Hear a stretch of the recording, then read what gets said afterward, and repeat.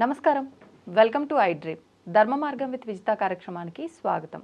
ప్రస్తుతం మనతో పాటు ఉన్నారు అగస్త్య స్పిరిచువల్ ఆర్గనైజేషన్ వ్యవస్థాపకులు ఆదూరి ఉదయ్ భాస్కర్ గారు. ఇప్పుడు వారితో మాట్లాడదాం. నమస్కారం అండి. నమస్కారం. మనకి శ్రావణ మాసంలో వరలక్ష్మి అమ్మవారి వ్రతాలు ఎక్కువగా ఆచరిస్తూ ఉంటారు స్త్రీలందరూ కూడా. అసలు ఈ వ్రతం పెళ్లి కాని స్త్రీలు కూడా ఆచరించవచ్చా? అమ్మాయిలు కూడా నిజంగా పెళ్ళైన సుమంగళి స్త్రీలు మాత్రమే ఆచరించాలా? అసలు ఆ రోజున ఏ విధంగా అమ్మవారి అనుగ్రహం ఉండాలి అంటే పూజా విధానం ఎలా ఉండాలి? తప్పకుండా అండి.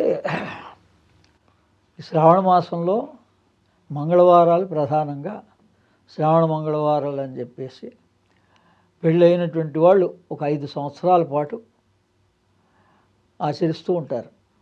అంటే భర్త యొక్క సౌభాగ్యం కోసం, ఆయుష్ కోసం, ఆయురారోగ్యాల కోసం, సౌభాగ్యం కోసం, దాంపత్య జీవితం సుఖంగా ఉండాలని చెప్పి కొత్తగా పెళ్ళైనటువంటి వాళ్ళు అమ్మాయిల చేత పెద్దవాళ్ళు చేయిస్తూ ఉంటారు. తెలిసినా తెలియపోయిన వాళ్ళకి అలవాటు చేయించైనా. అంటే ఈ మంగళవారం ప్రధానత ఏంటంటే కుజ దోషం. అంటే మనకి ఈ గ్రహాల్లో కుజ అంటే శిరోభాగానికి సంబంధించింది మన దేహంలో. అందుకని అన్నీ చాలా వరకు మనకి బ్రెయిన్కి సంబంధించినవే కదా. తలనొప్పులన్నీ తలకి సంబంధించినవే. అందుకని వీటికి ఎఫెక్ట్ ఎక్కువగా ఉంటుందని, ఇది అగ్నికి సంబంధించినటువంటి గ్రహం, అందుకని ఆ వేడి వాటి వల్ల కూడా ఇబ్బందులు వస్తుంటాయని సైంటిఫికల్గానే దీనికి అది ప్రాధాన్యత ఉంది. అందుకని దీన్ని మంగళవారాలుగా శ్రావణ మంగళవారాలుగా ఆరంభం చేస్తారు. ఆ తర్వాత వరలక్ష్మి వ్రతంగా శుక్రవారానికి వరలక్ష్మి వ్రతంగా ఆచరించుకుంటారు. అదే అమ్మవారిని మామూలుగా మంగళవారము శుక్రవారం వారంలో 2 రోజుల్లో, వీలైన వాళ్ళు 2 రోజులు ఆచరిస్తారు. వీలు కాలేని వాళ్ళు ఏ రోజు వీలైతే ఆ రోజు ఆచరిస్తారు. మంగళవారం కుదిరినప్పుడు మంగళవారం, శుక్రవారం కుదిరినప్పుడు శుక్రవారం. ఇలా ఈ శ్రావణ మంగళ గౌరి అంటారు. అంటే పార్వతీదేవిని ఆరాధిస్తారు.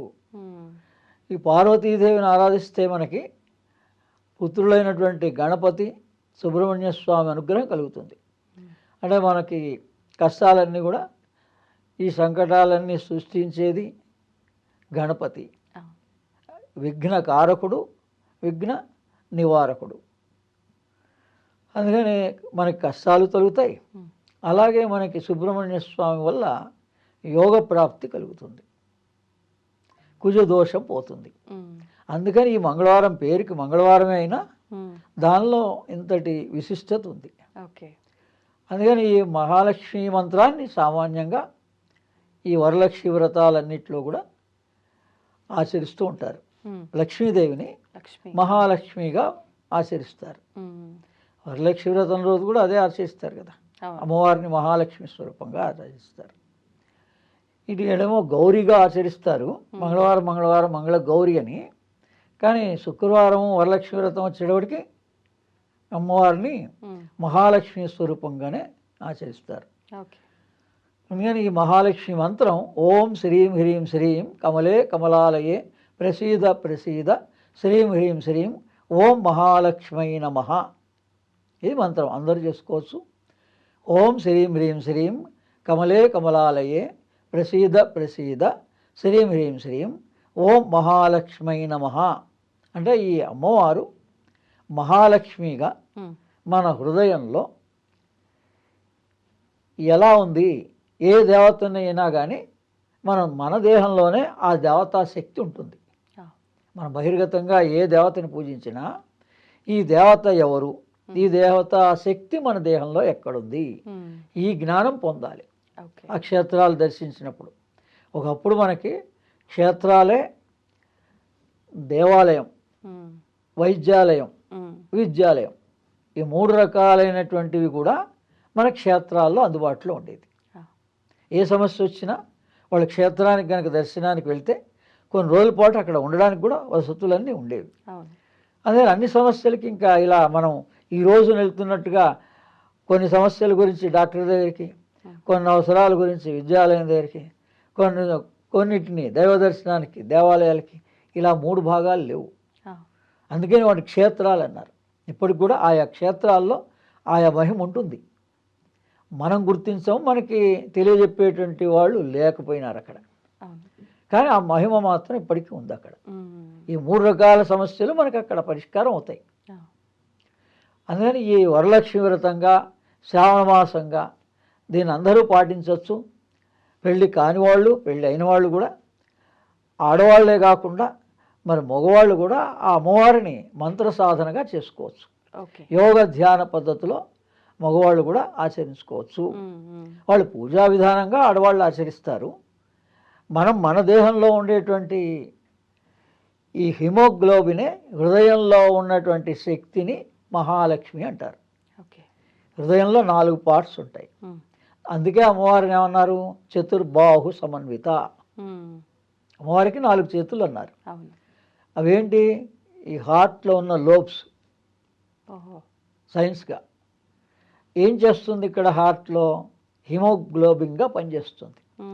అంటే మన అన్ని కణాలకి రక్తాన్ని ప్రసరింపజేస్తుంది. మళ్ళీ అన్ని కణాల దగ్గర నుంచి చెడు రక్తాన్ని మళ్ళీ తీసుకొచ్చి హృదయంలోకి సరఫరా చేస్తుంది. ఆక్సిజన్ కంటెంట్ని అన్ని కణాలకి సరఫరా చేస్తుంది హిమోగ్లోబిన్. కార్బన్ డైఆక్సైడ్ని అన్ని కణాల్లో ఉన్నదాన్ని మళ్ళీ తీసుకొచ్చి హృదయంలోకి ప్యూరిఫై చేయడానికి పంపిస్తుంది. ఈ సర్క్యులేషన్ చేసే వ్యవస్థని ఒక శక్తిగా మనం ఆరాధిస్తున్నాం, మహాలక్ష్మిగా. మరి ఇది ఎవరికి అవసరం? అందరికీ అవసరం. మానవులందరికీ అవసరమే. కులమత భేదం కూడా లేకుండా ప్రతి మానవుడికి ఆ హృదయం, మన దేహంలో ఉండేటువంటి శక్తి ఏది? అందుకని మన ఋషులు ఆయా పేర్లు పెట్టారు ఆ దేవతా శక్తికి.